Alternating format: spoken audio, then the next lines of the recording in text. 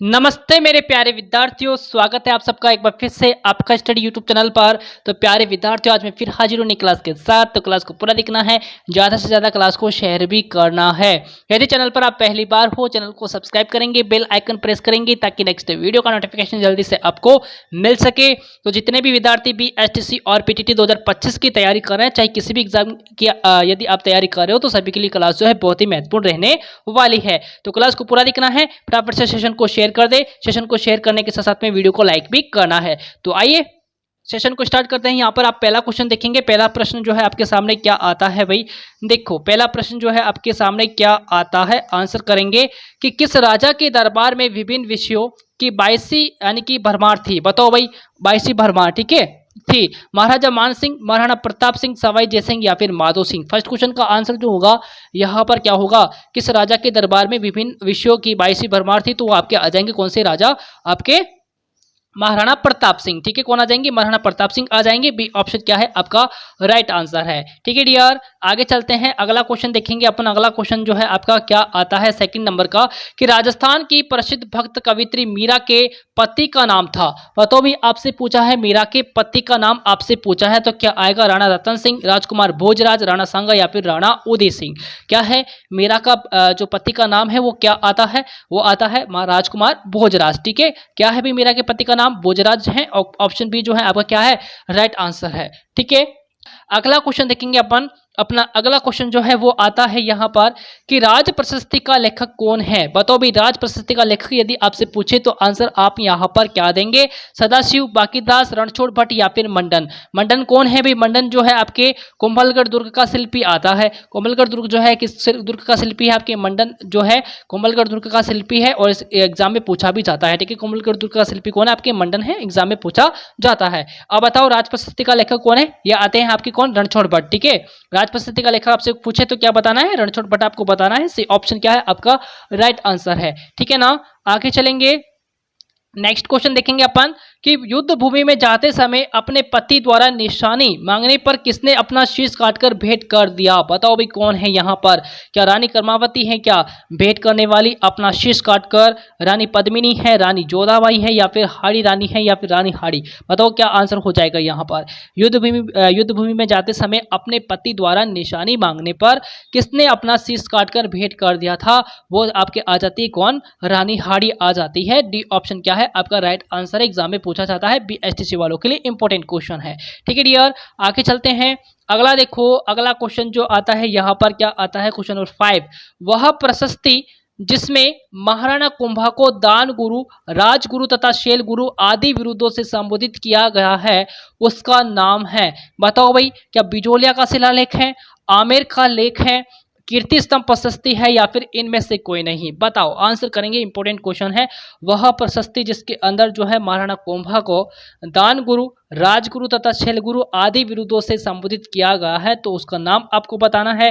कौन है भैया यहाँ पर, कौन सी प्रशस्ति यहाँ पर आती है, तो वो आ जाती है आपके कीर्ति स्तंभ प्रशस्ति। ठीक है डियर, कौन सी प्रशस्ति, कीर्ति स्तंभ प्रशस्ति। ऑप्शन सी जो होगा आपका राइट आंसर यहाँ पर हो जाएगा। ठीक है ना, आगे चलेंगे, अगला देखो, मांड जो है प्राचीन नाम है भाई किसका, जैसलमेर, अजमेर, बीकानेर या फिर जयपुर। मांड प्राचीन नाम है भाई किसका आता है, फटाफट से बताओ क्या होगा, किसका है भाई मांड प्राचीन नाम। यदि आपसे पूछे तो क्या आएगा यहाँ पर, जैसलमेर। क्या आएगा, जैसलमेर यहाँ पर आएगा। सिंपल सा क्वेश्चन है, ऑप्शन ए आपका राइट आंसर है। ठीक है डियर, चलेंगे अपन नेक्स्ट क्वेश्चन की। और नेक्स्ट क्वेश्चन देखो यहाँ पर, अग्नि नृत्य जो है का उद्गम किस जिले से है। बताओ भाई, अग्नि नृत्य जो है किस संप्रदाय से संबंधित आता है। अग्नि नृत्य का जो संप्रदाय है, जिस संप्रदाय से संबंधित है वो आता है आपके जसनाती संप्रदाय। ठीक है डियर, ये आपको जो संप्रदाय है ध्यान में रखना है, जसनाती संप्रदाय। ठीक है, जसनाती संप्रदाय जो है आपको ध्यान में रखना है, अग्नि नृत्य से संबंधित। ठीक है डियर, अब बताओ इसका जो उद्गम है किस जिले से है, फटाफट से आंसर करेंगे। क्या होगा आपके आएगा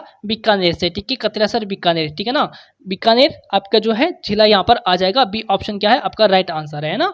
आगे चलते हैं, आगे देखो, अगला क्वेश्चन है अपना कि अन्नपूर्णा देवी किस राज परिवार की आराध्य देवी है। बताओ भाई, अन्नपूर्णा देवी जो है किस राज परिवार की आराध्य देवी है ये, क्या आपकी कछवाहा, सिसोदिया, राठौड़ या फिर चौहान। 8 का आंसर क्या हो जाएगा, क्वेश्चन नंबर 8 का आंसर जो है डियर क्या होने वाला है, अन्नपूर्णा देवी जो है आपके किस राज परिवार की आराध्य देवी यहाँ पर आ जाती है, तो ये आ जाती है कछवाहा। ठीक है डियर, किसकी है, कछवाहों की जो है आराध्य देवी यहाँ पर आ जाएगी। ऑप्शन ए आपका राइट आंसर है। ठीक है ना भाई, आगे चलेंगे।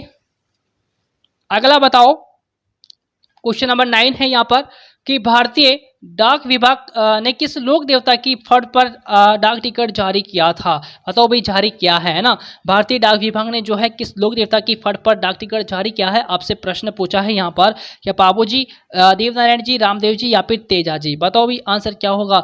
पाबू जी को माना जाता है वे लक्ष्मण का अवतार, प्रश्न पूछे जाते हैं ना। पाबू जी को माना जाता है लक्ष्मण का अवतार। देवनारायण जी को माना जाता है आपकी विष्णु का अवतार। ठीक है डियर, ठीक है डियर, किसका अवतार, विष्णु का अवतार माना जाता है। रामदेव जी को माना जाता है आपके कृष्ण का अवतार। ठीक है डियर, ये तीनों ही बातें आपको बातें जो है ध्यान में रखनी है। बाबू जी को लक्ष्मण का अवतार कहा जाता है, देवनारायण जी को विष्णु का और रामदेव जी को कहा जाता है कृष्ण का। ठीक है डियर, अब बताओ भाई क्या आंसर हो जाएगा यहाँ पर आपके जो है, कौन आ जाएंगे। डाक टिकट जारी किया है आपके देवनारायण जी। ठीक है डियर, कौन सा, देवनारायण जी। ऑप्शन बी जो है आपका क्या है, राइट आंसर है। भारतीय डाक विभाग ने किस लोक देवता की फट पर डाक टिकट जारी किया है, तो आपके आ जाते हैं देवनारायण जी। ठीक है ना भाई, आगे बढ़े क्या, देखो अगला प्रश्न है अपना कि 8 बांस 32 गज अंगुल अष्ट प्रमाण विरोक्ति है। भाई बताओ, कवि जयानक की है, कर्णिदान की है, चंद्रवरदाय की है या फिर आपके नरोत्तम स्वामी की है। आंसर करो। 10 का 8 बांस 32 गज अंगुल अष्ट प्रमाण विरोक्ति है, भाई किसकी है, आपकी आती है ये चंद्रवरदाय है ना। सी ऑप्शन क्या है डियर, आपका राइट आंसर हो जाएगा चंद्रवरदाय। ठीक है, ध्यान रखेंगे ऑप्शन सी।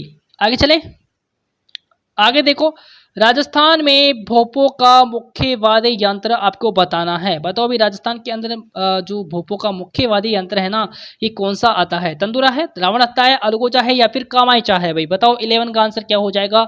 आपके जो भोपे होते हैं इनका मुख्य वाद्य यंत्र आपसे पूछा है, क्या आंसर है भाई। इंपोर्टेंट प्रश्न आता है एग्जाम के अंदर। ठीक है ना, कौन सा है भाई वाद्य यंत्र, यहाँ पर आता है रावण हत्ता। ठीक है, कौन सा है, रावण हत्ता है। बी ऑप्शन क्या है, राइट आंसर। ठीक है, आगे बढ़ते हैं अगले एक प्रश्न की। और अगला है आपका उदयपुर, भीलवाड़ा, चित्तौड़गढ़ में अधिकांशतः बोली जाती है। बताओ मेवाड़ी, रागड़ी, बागड़ी या फिर मारवाड़ी। बताओ भाई आंसर करो, क्या होगा क्वेश्चन नंबर 12 का आंसर।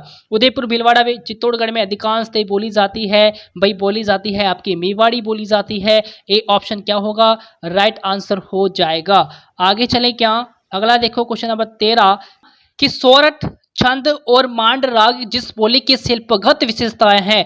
यहाँ पर जो लिखा है वो है आपके शिल्पगत। ठीक है ना, क्या लिखा है, शिल्पगत। ठीक है डियर, क्या है, शिल्पगत विशेषताएं हैं। क्या मारवाड़ी, मेवाती, बागड़ी या फिर ढूंढाड़ी। 13 का आंसर जो है क्या हो जाएगा, सोरठ, छंद और मांड राग जो है जिस बोली की शिल्पगत विशेषताएं है वो आपके आती है मारवाड़ी। ठीक है डियर, क्या आ जाएगा यहाँ पर आंसर, मारवाड़ी आ जाएगा। ए ऑप्शन क्या है आपका राइट आंसर है। आगे चलेंगे, अगला देखेंगे अपन कि राजस्थान के किस लोक देवता ने महमूद गजनवी के साथ युद्ध किया। बताओ भाई, प्रश्न इंपॉर्टेंट है। राजस्थान के किस लोक देवता ने जो है महमूद गजनवी के साथ जो है युद्ध किया है, वो आपके बाबूजी हैं, संत पिपाजी है, जसनाजी है या फिर गोगा जी है। बताओ भाई आंसर क्या हो जाएगा, कौन है महमूद गजनी के साथ युद्ध करने वाले आपके लोक देवता, वो है आपके गोगा जी। ठीक है डियर, कौन आ जाएंगे, गोगा जी आ जाएंगे। ऑप्शन डी जो है आपका क्या है, राइट आंसर है। ठीक है ना डियर, क्या आ जाएगा, ऑप्शन डी आपका राइट आंसर यहाँ पर हो जाएगा। ओके, अगला क्वेश्चन देखते हैं अपन कि सचियाई माता जो है कुल देवी है। बताओ भाई किसकी कुल देवी है सचिया माता, आपके राठौड़ों की, ओसवालों की, सिसोदिया राजपूतों की या फिर झालोर के चौहानों की। बताओ भाई, सचिया माता आप सबको पता है भाई ओसवालों की कुल देवी है ना। ऑप्शन बी जो है क्या आपका राइट आंसर, एग्जाम में आता है बार बार। ठीक है ना डियर, तो ध्यान में रखना, क्वेश्चन इंपॉर्टेंट है। ओके, अगला देखेंगे, अगला क्वेश्चन आपका आता है कि चौखी, बावड़ी व बायराज की बावड़ी स्थित है। यहाँ पर बायराज है भाई। ठीक है, चौखी बावड़ी और बायराज की बावड़ी। ठीक है, बाईराज की जो बावड़ी है ये कहाँ पर स्थित है। बताओ भाई, क्या बनेड़ा, रानीसर, ब्यावर या फिर जोधपुर के अंदर। यहाँ पर रानीसर है। ठीक है, तो चौखी बावड़ी में बाईराज की जो बावड़ी है कहाँ पर है, आपके बनेड़ा भीलवाड़ा के अंदर है भाई। ठीक है, बनेड़ा आपकी भीलवाड़ा के अंदर ये बावड़ी आ जाती है। तो ऑप्शन ए जो होगा आपका राइट आंसर यहाँ पर हो जाएगा। ठीक है ना भैया, अगला क्वेश्चन देखते हैं कि राजस्थान का मंगल पांडे किसे कहा जाता है। बताओ भाई, राजस्थान का मंगल पांडे जो है ना ये किसे कहा जाता है, आपके अमरचंद भाटिया को कहते हैं, सकरमल गोपा को कहा जाता है, जी नारायण व्यास को कहा जाता है या फिर इनमें से कोई नहीं होगा। 17 का आंसर जो है यहाँ पर क्या होने वाला है, राजस्थान का मंगल पांडे जो है ना ये किसे कहा जाता है, अमरचंद भाटिया को कहा जाता है। ऑप्शन ए जो है आपका राइट आंसर होगा। ठीक है डियर, आगे चलते हैं नेक्स्ट क्वेश्चन की और। नेक्स्ट क्वेश्चन है अपना कि राजस्थान की कुल स्थलीय सीमा की लंबाई है। बताओ भाई राजस्थान की जो कुल स्थलीय सीमा है ना, इसकी लंबाई कितनी है? 5091 किलोमीटर है, 5780 किलोमीटर है, 5920 किलोमीटर है या फिर 4550 किलोमीटर है? 4550 किलोमीटर। बताओ भाई 18 का आंसर क्या होगा? यदि आपसे अंतर्राष्ट्रीय सीमा की लंबाई पूछे, रेड क्लिफ रेखा की लंबाई आपसे पूछे तो कितनी बतानी है भाई? आपको 1070 किलोमीटर बतानी है। सबको पता है 1070 किलोमीटर अंतर्राष्ट्रीय जो सीमा है उसकी लंबाई यहाँ पर आ जाती है ना, अंतर्राष्ट्रीय जिसको अपन रेड क्लिफ रेखा भी बोलते हैं। ठीक है, तो 1070 किलोमीटर। और स्थलीय सीमा की आपसे लंबाई पूछे तो कितनी है भाई? 5920 किलोमीटर है ना। ऑप्शन सी आपका क्या होगा? राइट आंसर है स्थलीय सीमा की लंबाई। ठीक है डियर, 5920 किलोमीटर। ठीक है, आगे चलते हैं। अगला देखो कि जून माह में सूर्य किस जिले में लंबवत चमकता है? बताओ भाई जून माह के अंदर सूर्य जो है किस जिले के अंदर लंबवत चमकता है? आपकी बीकानेर, बांसवाड़ा, जयपुर या फिर जोधपुर? 19 का आंसर क्या हो जाएगा? 19 का आंसर ये चमकता है भाई आपकी लंबवत आपकी जो जून माह के अंदर आपकी बांसवाड़ा। ठीक है डियर, क्या होगा? बांसवाड़ा यहाँ पर आंसर हो जाएगा। बी ऑप्शन आपका राइट आंसर है। ठीक है ना। नेक्स्ट देखो कि बाणगंगा नदी का उद्गम स्थल कहाँ है? बताओ भाई बेराट, आपके जो आना सागर झील, विराटनगर की पहाड़ियां, देवगढ़ या फिर सादड़ी? क्या होगा? बाणगंगा नदी का उद्गम स्थल कहाँ है? आपके बेराट या विराटनगर की पहाड़ियां, जयपुर? ऑप्शन बी जो है आपका क्या होगा? राइट आंसर, राइट आंसर यहाँ पर हो जाएगा भाई। प्रश्न इंपॉर्टेंट है, आगे बढ़ेंगे।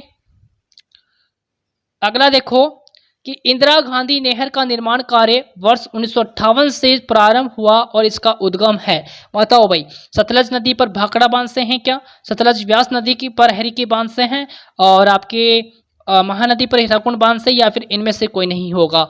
21 का आंसर क्या हो जाएगा? इंदिरा गांधी नहर का निर्माण जो है कार्य वर्ष जो है 1958 से प्रारंभ हुआ है और इसका उद्गम जो है ना ये सतलुज व्यास नदी पर हरिके बांध से है भाई। ठीक है, बी ऑप्शन क्या है आपका? राइट आंसर हो जाएगा बी ऑप्शन। ठीक है ना भैया, बी ऑप्शन करेक्ट आंसर है। आगे चलते हैं भाई, अगला क्वेश्चन देखो कि राष्ट्रीय मरु उद्यान किन जिलों में फैला हुआ है? बताओ राष्ट्रीय मरु उद्यान जो है किन जिलों के अंदर फैला हुआ है? आपके जैसलमेर, बाड़मेर, जयपुर, जोधपुर, जोधपुर, जैसलमेर या फिर इनमें से कोई नहीं? 22 का आंसर जो है यहाँ पर फटाफट से करेंगे, क्या होगा?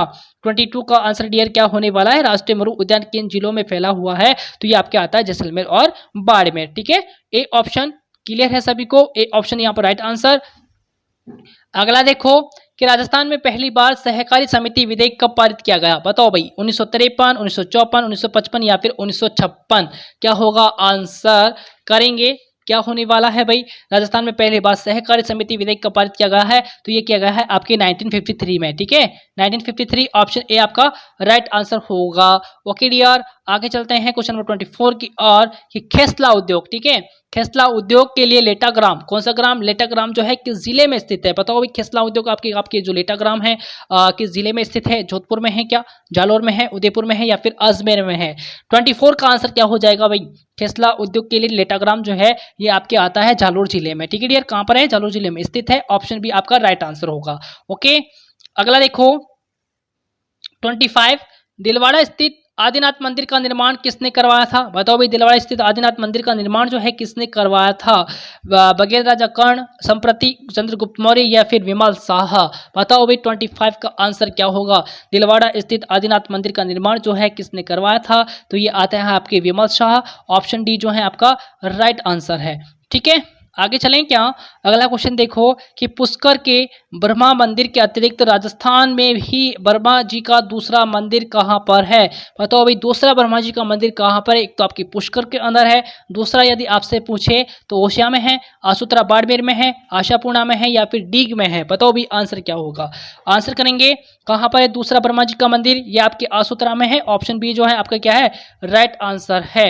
ओके डियर, आगे चलें क्या?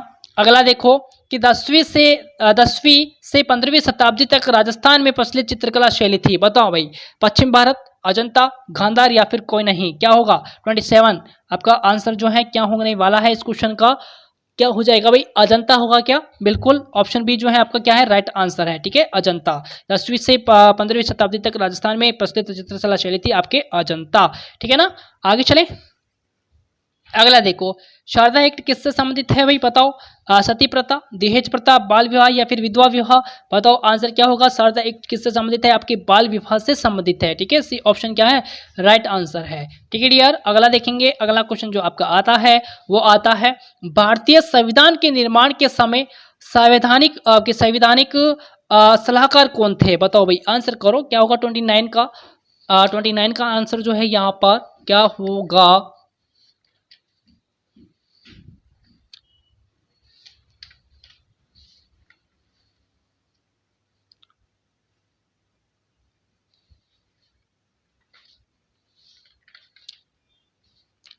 क्या होगा भाई आंसर, यहाँ पर आंसर कर दीजिए फटाफट से। आपके आते हैं कौन, के एम मुंशी। ठीक है dear, sorry B N Rao है भाई। ठीक है ना, B N Rao, option C जो है आपका क्या है, राइट आंसर है। ठीक है ना, B N Rao, C option आपका राइट आंसर है।